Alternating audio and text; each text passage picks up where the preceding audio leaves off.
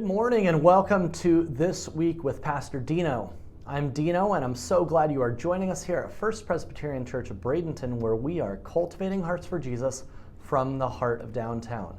It is May 24th, 2021. Yesterday was Pentecost Sunday, the celebration of the Holy Spirit coming upon the church in power. And for today's devotional, I want to talk a little bit about what it means to live in that Spirit. Hear these words. Whoever would love life and see good days must keep their tongue from evil and their lips from deceitful speech. That's from 1 Peter 3:10. And when the Apostle Peter is talking about how we ought to behave, he's talking about a life that is guided by the Spirit. See, when we have the Spirit residing in us, that's God's presence in us. And we respond to that by the way we live our lives. We are not deceitful. We try to strive to not have impure thoughts and all of that. I think a lot of times maybe our thoughts can't be controlled, but what comes from our lips can be controlled. And so we need to be careful with what we're saying and how we're saying it. Maybe this is something you've struggled with in the past or you're struggling with now, but I thought it important to bring up that in a time when in Acts 2 we see all the speech get kind of jumbled up and this kind of spiritual event happens when the Holy Spirit comes, let's remember that our lips are made for praising God and bringing glory to Him. Thanks be to God.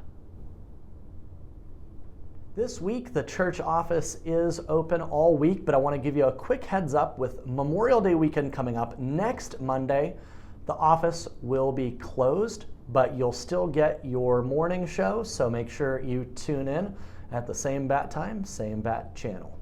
Also, on Tuesday night, I want to let you know we are receiving our new elders and deacons who are going to come before the session for examination, be voted upon. Soon we'll move to ordaining and installing our new officers, and they will start with their roles here very soon as June rolls around. So be praying for our session as we go through that transition, and we'd really appreciate you lifting up our incoming officers. This week's interview is a follow-up from last week. We met Margie Dutcher, who is our new faith community nurse here at First Presbyterian Church. Today, Margie's going to talk to us a bit about what that means for our church, what it means for you. Let's check it out.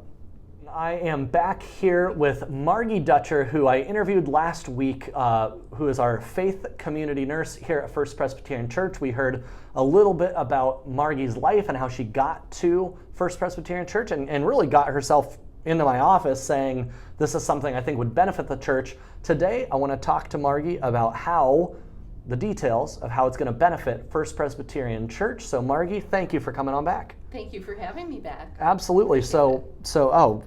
We appreciate you because of what you've managed to do in such a short time as a new member, really. You've been here for, 6 months now, 9 months? Probably. And you joined up with the church and you have a passion for serving people and you see the need here. So you end up coming to me, you get me to read this book, at least flip through it. I never committed to reading it, but I'm very compelled by what it means to have a faith community nurse here. I talked to the session. Mm-hmm.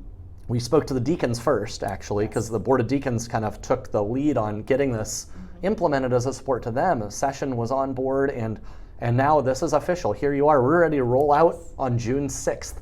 Why don't you tell us a little bit about how this is going to directly impact our congregants here at First Pres? Okay, well, the first thing that I've done, and with your assistance, is recognize a few people that are going to be with the health ministry, health cabinet. We don't quite have a name for it yet, but I'm sure that will evolve. Yes. And as that role evolves too, they'll give me some ideas as far as, what are some of the other needs in the church. But one of the first things that we want to do is maybe find out where some of the emergency supplies are, and then take a look at what are some of the medical, the medicine cabinet type of things that first aid kits and stuff like that. Minor things. Right. And then what are some of the education issues that we might have here? And that is wholly supported by Baycare. Okay. We have resources to go to there. They give me referral and resource materials to use. So one of the other things that we'll do in short order is start blood pressure checks. Because hypertension, meaning high blood pressure, is a great contributor to poor health and can be detrimental to our health in many ways. Well, I mean, I know. Most people who've ever known me would just assume I have high blood pressure because I tend to run pretty quick. So, you guys can run my blood pressure and let's see how I'm doing. We'll do that. Yeah, we'll do that when you guys do your first meeting on the 6th. Yeah, absolutely. And then another thing is the diabetes. And Baycare has a program called DEEP, which is a diabetic education program, and it's done via Zoom now rather than in person. Oh, great. So you can do it from the confines and confidentiality of your home. Excellent. So, which brings up another subject is confidentiality, and I'm very aware of the HIPAA policies and procedures that have to take place. We can't mention names of people that are ill unless they give us that permission. Sure. And or what their situation would be. So if somebody comes in, they sit down, they want their blood pressure taken, and I take it, and they are in a hypertensive type of reading. Of course, blood pressure varies from time to time, so we don't want to get excited about one. But before or after the sermon could be could be an indicator.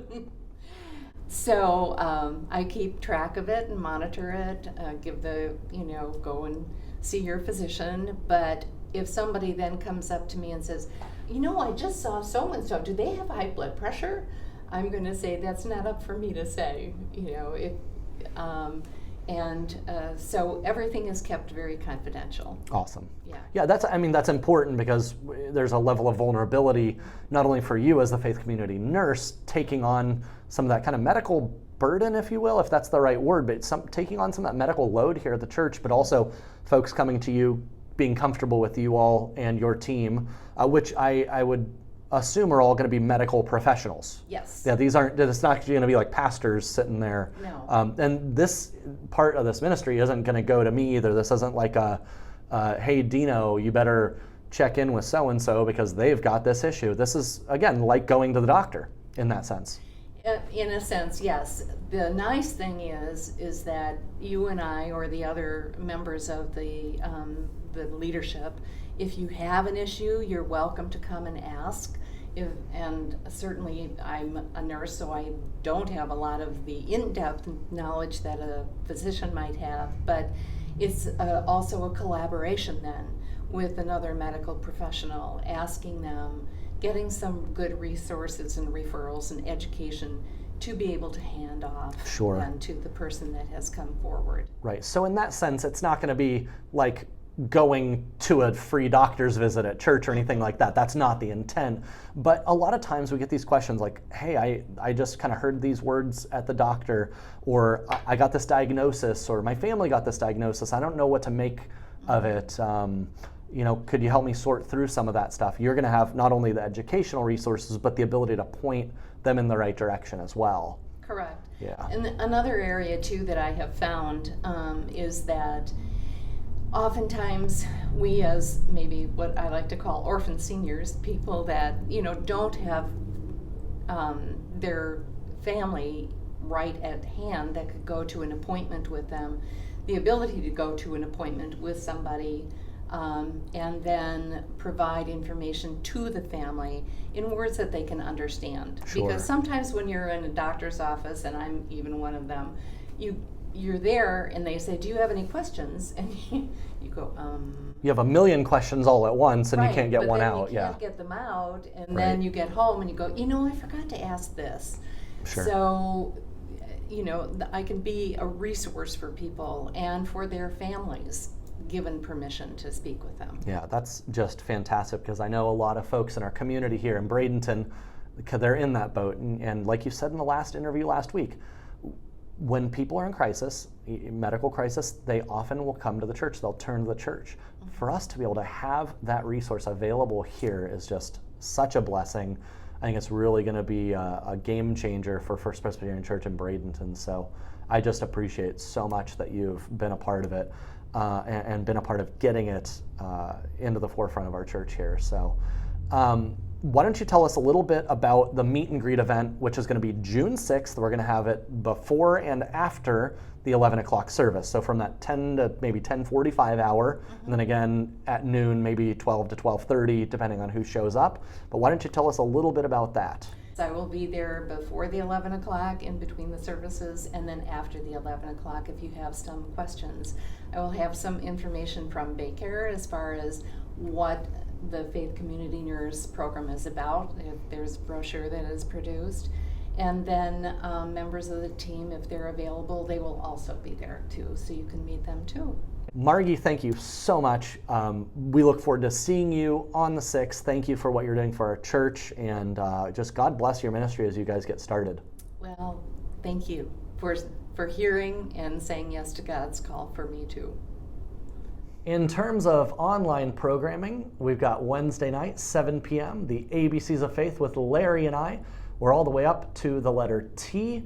Larry's beat me a couple times in head-to-head. I'm not very happy about it. Let's see if I can reclaim the crown this Wednesday night. Be there, don't miss it. Also, make sure you tune in to Breakfast and Bible Study on Saturday mornings at 10 a.m. You can find that class on Zoom and go to our church website, bradenton.church/Zoom, and you'll find all the details you need to attend that study. Sunday morning, we've got worship at 9 and 11. We're going to continue running that online until Kingdom Come, because it's really cool to have everyone together in spirit. Whoever would love life and see good days has to live according to the Spirit that's been given to each one of us, the Spirit that resides in us and leads us and guides us through our lives. Let us remember that the words that were coming out of everyone's mouths on the day of Pentecost were amazing, holy words. It was this amazing, holy babble going on. It was fully God ordained. Let's remember the power of our words, and let's use our mouths to glorify God above all else. Until next time, I look forward to seeing you then on This Week with Pastor Dino. Bye-bye.